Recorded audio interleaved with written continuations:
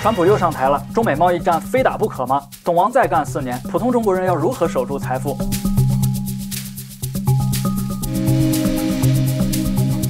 本期节目，我们就从逆全球化格局入手，用由大到小的国际视野，逐一揭开中美对抗的层层谜团。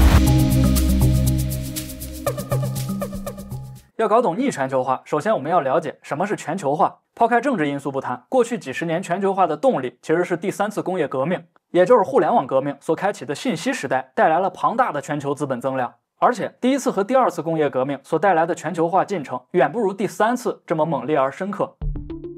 反观过去每一次新进的科技发展，都建立在上一次工业革命的成果上。比如第2次工业革命，人类发展出电力，而第3次信息革命的计算机正是依赖电力在运转。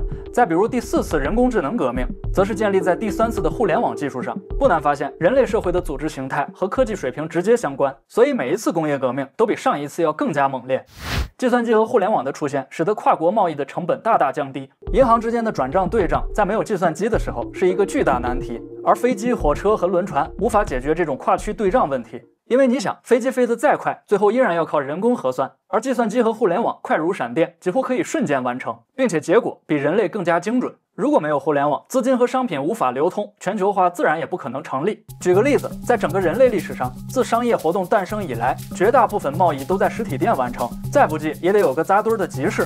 哪怕到了1995年前后，人类社会和民国年间区别也并不大，谈恋爱还是该写信写信，该打电话打电话。到了90年代末期，计算机和互联网技术迅速发展，人类生活开始翻天覆地的变化。而到了21世纪的今天，哪怕是梅里雪山下的少民，也可以在网上任意挑选商品，然后等着送货上门即可。换句话说，你的商品可以卖给全球任何一个人，哪怕他身处遥远的彼岸，只要他上网就行。这就是第3次工业革命的恐怖红利。刚才说抛开政治因素，这里我们单独拿出来说说，在以往的概念中，输掉战争的一方要对战胜方进行赔偿，比如庚子国变之后的庚子赔款。第1次世界大战就是这样，战后的凡尔赛合约，法国对德国的索赔极其苛刻，除了巨大的割地赔款，还有严格的军备限制，这也为2战的爆发埋下了种子。第2次世界大战之后，人类好像吸取了教训，战后赔偿方式原地掉头，成了战胜方赔偿战败方，比如美国赔偿西德和日本，俄国赔偿东欧和朝鲜。不难看出，2战后的反向赔偿快速形成了冷战格局，也就是我们历史课本中所讲的全球化之前的两极化。丘吉尔的铁幕演讲，美国的马歇尔计划，正是两极格局的开端。当然，美国针对亚洲也有类似计划，亚洲4小龙崛起就是两极格局下的受益者。随着苏联在90年代初解体，全球化逐渐取代两极化，欧美把大量的产业转移到发展中国家，加深了全球贸易合作。这其中吃到全球红利最多的，自然是震惊世界的中国模式。互联网在中国普及，恰逢全球化红利高峰期，中国凭借廉价劳动力迅速融入全球经济。彼时相对宽松的政策环境，使得企业和地方政府大胆创新，扩大生产，推动中国经济进入黄金发展期。这其中的关键节点就是2001年加入世贸组织。入世后，跨国公司为了降低供应链成本，将生产线纷纷转移到中国。而中国通过引进外资和技术，从基础制造业起步，逐渐发展到高端制造，进而是科技创新领域，最终顺利成为世界制造业中心。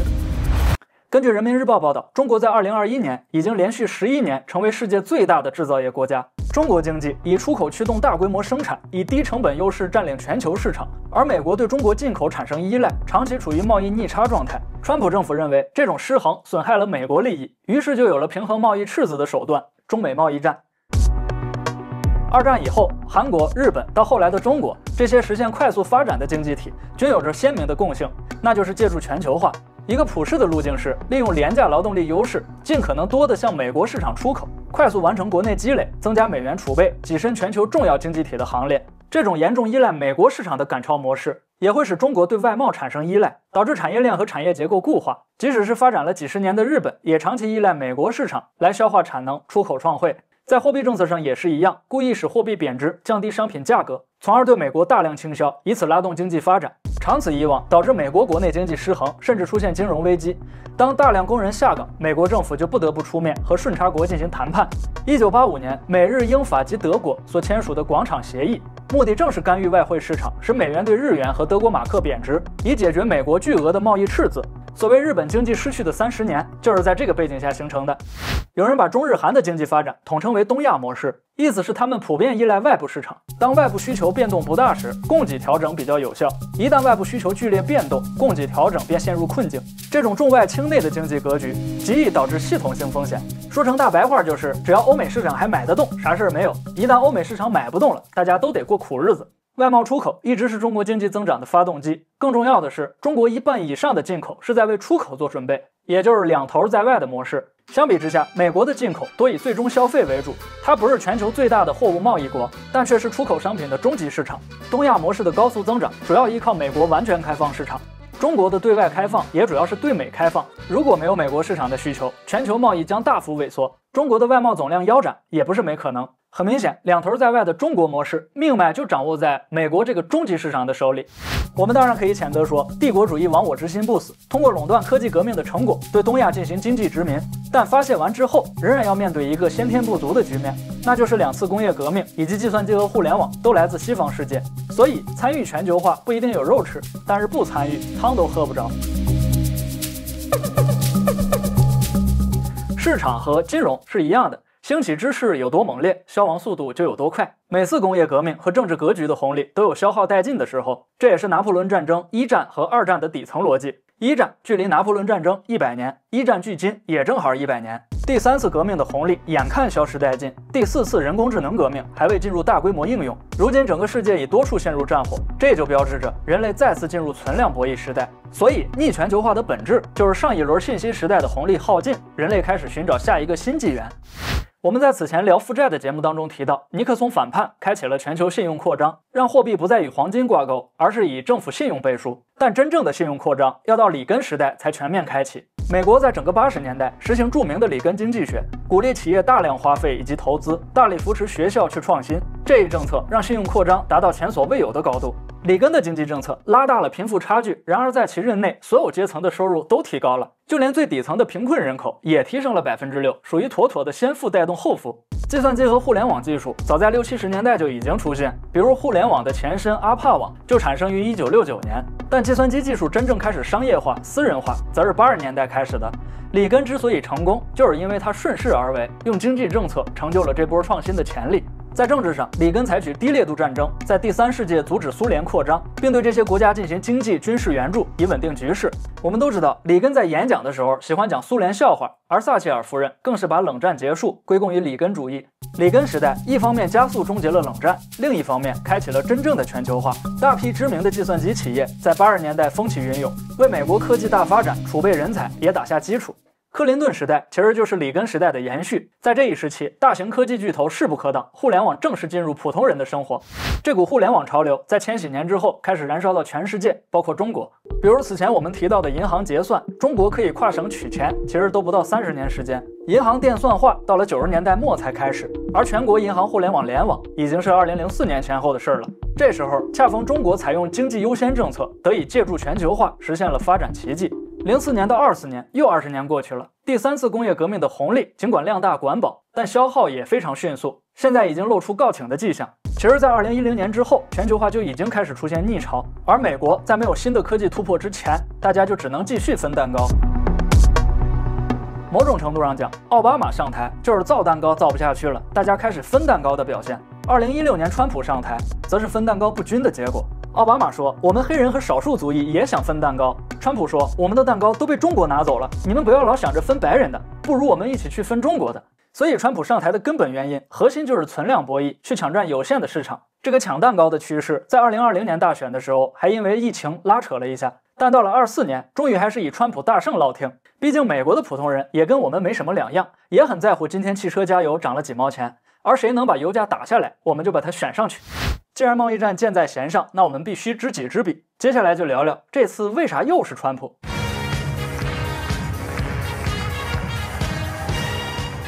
川普在第1个任期就被贴上民粹主义的标签，但民粹背后的原因却很少有人说得清。前面我们提到里根经济学为美国和全世界创造了巨量的时代红利，中国入世后成功吃到这波红利，已经跻身为世界第2大经济体。同样的，美国的精英阶级，包括东海岸的华尔街、西海岸的硅谷，他们也在这个增量时代获得了巨量财富。美国在这个轰轰烈烈的增量进程里，还发生了另一件事，那就是去工业化。美国制造业向海外大量转移，再加上自动化程度提高，钢铁和煤炭工业也进一步衰退。曾经被称为美国工业心脏的五大湖城市群，在经历经济衰退、人口减少以后，直接被冠以铁锈地带的称呼。同名小说和电影无一之地，下岗工人开着房车在中西部流浪，就是去工业化的真实写照。中国人在疫情之后，靠着短视频的科普，迅速达成全民共识，那就是努力不一定成功，爱吃苦就有吃不完的苦。那些华尔街和硅谷的精英们肯定不认同这种观点，因为他们和我们前半生一样，也活在上升的年代，所以天然的认为读藤校进硅谷就是我牛逼，读大专修水暖就是你不行。你们这些还在底层挣扎的人，就活该享受自己悲惨的命运。这种成王败寇的傲慢，忽略了命运的偶然性，也忽略了时代对人的左右。但这一切看起来又似乎是公平的，因为能力越强的人理应获得更多的社会权利。于是，美国社会就形成了一种精英暴政，系统性的羞辱底层劳动者，歧视底层劳动岗位。久而久之，那些感到自己落后的、被瞧不起的人，内心充满了怨恨。一旦让他们逮住机会，就一定会反击精英阶级，尤其是针对受过良好教育的社会中产。川普能够走上政治舞台，正是利用了美国民间的这种怨恨情绪。结果就是2016年川普成功了，2024年更是大获成功。尤其是24年这次大选，几个重要的摇摆州宾夕法尼亚、密西根和威斯康星，以及副总统万斯的家乡俄亥俄，都是万里江山一片红，纷纷投给了川普。而这些州无一例外，全都是袖带州。这么看，所谓民粹主义背后其实是经济不平等、中产缩减和岗位流失，最终使得民众对全球化的政策严重不满。民主党那些传统政治精英显然低估了此次情绪释放的烈度。和民主党不同的是，川普抓住了机会，以美国优先的口号，承诺重振制造业，削减贸易逆差。美国的高科技企业和跨国公司高度依赖全球供应链，苹果等大型企业在中国有巨大的商业利益。调整供应链就意味着推高成本，相反，传统制造业的劳工团体巴不得高关税来限制中国商品，那样就能保护本土就业。川普无数次高呼他将带回工作机会，但这事儿实在是太难了。毕竟高薪水、低工作时长和廉价商品，就像钱多事儿少、离家近一样，对于美国蓝领工人来说是一个不可能三角。你能想象一个美国核心家庭的成员站在富士康的流水线上打螺丝吗？完全不能，因为他要8小时工作制，他要周末陪老婆孩子，他要在自家后院里跟朋友一起烤肉。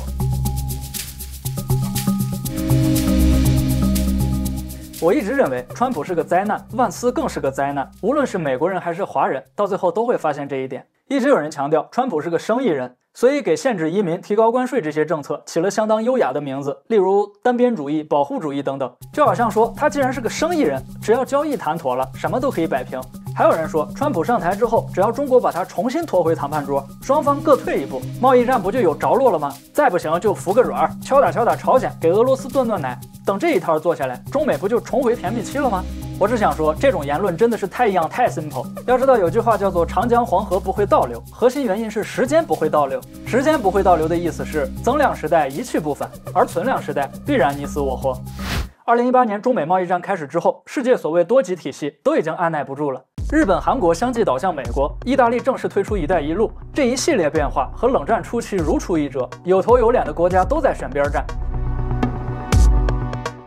除此之外，还有各大跨国公司以肉眼可见的速度和规模从中国撤离，苹果供应链转移至印度，微软研发中心转移至日本，就连中国本土的制造企业也因为成本上升，纷纷把厂搬到东南亚。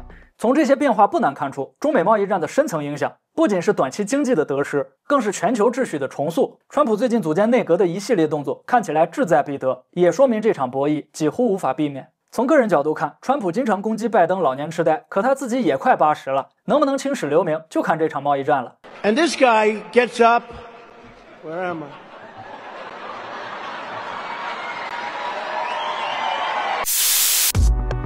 技术封锁是贸易战中的一个大分支，也是中国能否突围的关键战场。华为、中兴等科技公司被制裁，使中国在高科技领域面临枯竭。很多专家指着鼻子骂美国，说以前我们落后才挨打，现在被围堵制裁，就是因为他们害怕我们强大。美帝国主义就是见不得别人好。怎么说呢？从民族情绪上我可以理解，但真不是这么回事。我们需要思考的反而应该是，为啥华为和中兴这种低烈度级别的科技也会被封锁？而如果稍微深究一下，就会发现军工、航天这种高级别的技术，早在我们出生以前就已经封锁了。行了，这个问题我们打住，大家心里有数就行。我们在聊中国史的2期影片中，深刻分析过技术输入的重要性。可以说，没有技术输入，我们离世界中心将会越来越远。面对技术封锁，如何突围，可以说是旷世难题。当然，也可以随口就来，说什么加大研发投入、加强自主研发、加快从世界工厂向世界创新中心转型等等等等。但这种冠冕堂皇的话，就像两头在外还要刺激内需一样荒唐。我们现在的处境跟鸦片战争那会儿也差不多，清政府的 GDP 全球第一，可是养蚕缫丝的工人平常却只穿得起布衣。然后专家们站着说话不腰疼，说我们大清也可以自主研发珍妮纺纱机，如果英国人加高关税，我们还可以刺激内需，把丝绸卖给桑农和工人。然后桑农和工人也在那儿喊说，既然美国及其盟友把供应链都牵出中国了，那我们也就不留他们了。毕竟外资都是来分我们蛋糕的，我们用出口养活了他们那么多年，如果我们不卖商品，他们一天都活不下去。你会发现，专家和工人在逻辑上是闭环了，但是钱包肯定不允许啊。出口创汇那些收入本就是廉价劳动换来的，勉强维持生计尚可，要是享受生活，肯定远远不够。所以我不消费，是我不喜欢吗？是我欠刺激吗？都不是，是我没钱呀。这让我想起一个笑话，说是网友想买一件8000块的羽绒服，但是每月工资只有区3000块。于是网友求助他妈妈，他妈妈说，要不然你冬天就在家歇着吧，等天暖和了再去上班，还能省8000。既然这样，你再怎么刺激，我还是不买。最终只有一条出路，那就是停止生产或者倾销全球。既然这样，那就只有一条出路了。面对新一轮的贸易战，我们要增加基础设施建设投资，出台鼓励消费的政策，以刺激国内市场需求。同时，通过改善民生、提高居民收入水平和社会保障，逐步增强消费信心，推动经济从出口导向型向内需驱动型转变。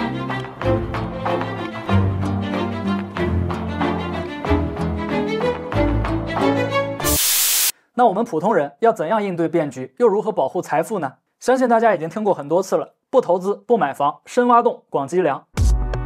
长远来看，中国不光困在逆全球化格局里，还困在自身的结构惯性里。中国历史上的治理模式普遍受到秦制影响，中央不可能万事亲力亲为，必须要依靠庞大的官僚系统，也就是整个大金字塔中嵌套着无数小金字塔。这些大大小小的利益集团在治理社会的同时，自身也要从中分配利益，这就使其内部形成了一荣俱荣、一损俱损的紧密关系。全球化红利时期，市场增量惊人，中美相安无事，大家可以一起吃香喝辣。但到了存量博弈时代，各个小金字塔体系首先会对内收割韭菜。大家依附于小金字塔，本就是为了多吃多占，现在金字塔带头收割，割的韭菜们都不愿生养了。这样做的结果是什么呢？自然是投资失败、生活失意、关系失和、心态失衡、精神失常。好在目前还有现代化这个大背景，对内割不动的时候，还可以硬着头皮出去和美国抢一抢市场。但是其实抢不抢，底层人民都一样，始终无法摆脱人肉电池的命运。前2天看到钱理群的演讲，他说面对无真相、无共识、不确定的时代，最好坚守4个原则。第一是观察，对事情的看法不要绝对，要留有余地，要理直而气不壮。第二是等待，很多事儿普通人无法干预，只能等着瞧。第三是坚守，守住自己原有的信念，一时看不清楚，不要随便表态。第四是做事儿，在力所能及的范围内做力所能及的事儿。好的，朋友们，本期节目到这里就全部结束了。接下来呢，我想加一个问答环节，因为我的节目选题和观点往往存在比较大的争议，所以经常会有网友在后台给我私信，问一些非常尖锐的问题，我不知道该怎么回答，但是我想把它汇总起来，还是给大家一个答复。毕竟后台问的人太多了，我可能一一回复的话要写很多字。那么索性在往后的节目当中，我们可以时不时的在节目结尾加一个问答环节。当然我希望所有的问题请大家尽量的都发在视频的留言区，我会在新节目制作之前去把这些问题收集起来。今天所有答复的问题，这位朋友叫草莓女孩 Hilk， 突然有一天我收到了他的一条长长的私信，他说把我所有的节目全都看完了，我很感谢他有这样的耐心。好，接下来我们进入问答环节。做这些布道的目的是为了钱与名吗？布道谈不上，我也是边学边分享，期待可以完善自己的知识体系。如果非要总结出一个目的的话，就是我不希望独立思考和理性精神断代，更不希望那些以往的常识被我们遗忘。那是为了传播新观念，抛弃旧思想吗？新观念旧思想，新和旧，进和退，我想这里面可能存在一个误解。这要从我2次开窍说起。第一次呢是08年，那一年发生了地震、股灾、奥运和雪灾。我每天需要看特别多的华商报、南方周末还有新闻联播，当然上网的时候也会去新浪博客、百度贴吧等等这些互联网平台。第二次开窍是2020年，这一年所有的一手消息都只能第一时间截图放在我们的手机相册里，就更不用提第二次讨论了。这时候我突然发现，08年我们早就得来的新观念，到了20年看上去它依然是新的。在08年我们应该摒弃的旧思想，在20年听上去比原来更有道理。也就是说，以前我接受过许多人的启蒙，当我到了他们当时的那个年纪，我也希望自己可以做点事情，让我们已经得来的观念继续新下去。否则的话，我什么都不说，什么都不做，还没等这些新观念变旧，我们就又忘了。你是众多黑粉口中的境外间谍吗？在谍战的宇宙里面，普通人没有任何收买价值，而我只是个普通人。你的初衷是不是像最早的炸裂志系列那样，看清后只想做些自己想做的？陈年喜的《炸裂志》这本诗集曾经给过我力量，所以我觉得生活有时候也得来点写诗的气魄。那是不是如此生活30年，直到大厦崩塌？看样子他把我去年做的《漫长的季节》系列也都看完了。我在那个系列视频里面用了万青的《杀死那个石家庄人》的配乐。如此生活30年，直到大厦崩塌。怎么说呢？这个社会上几乎所有人都在做着自己想做的以外的事情。我觉得万青这30年都说多了。好在你我这30年挥霍完，还有年轻人继续去挥霍他们的30年。让人恐惧的崩塌往往不在眼前，而在自身。比如最近这1年半的时间，比较流行一个词儿叫做烂尾娃，准确描述了人这座大厦是怎么崩塌的。好的，这次问题就回答到这里。最后，感谢1年多以来持续观看我节目的朋友，感谢为我充电打赏的朋友，你们的支持就是我最大的动力。再次感谢，我们下期节目再见。